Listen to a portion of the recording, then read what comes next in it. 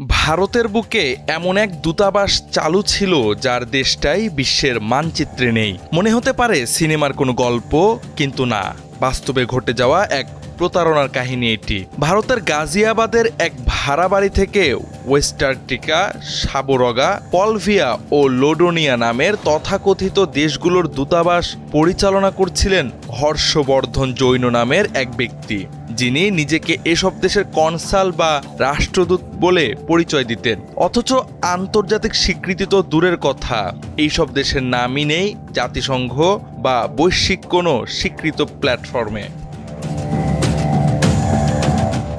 ৪৮ বছর বয়সী হর্ষবর্ধনের এই ভুয়া কূটনৈতিক পরিচয়ের আড়ালে চলছিল প্রতারণা ও প্রভাব খাটানোর জাল।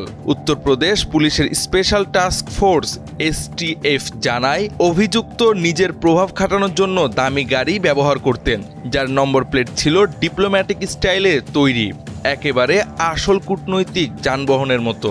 কিন্তু এতে ছিল না কোনো সরকারি অনুমোদন কিংবা স্বীকৃতি। এসব বাহ্যিক চাকচিক্য দিয়ে তিনি বহু সাধারণ মানুষকে প্রভাবিত করতেন এবং অবৈধভাবে সুবিধা আদায় করতেন বলে অভিযোগ উঠেছে।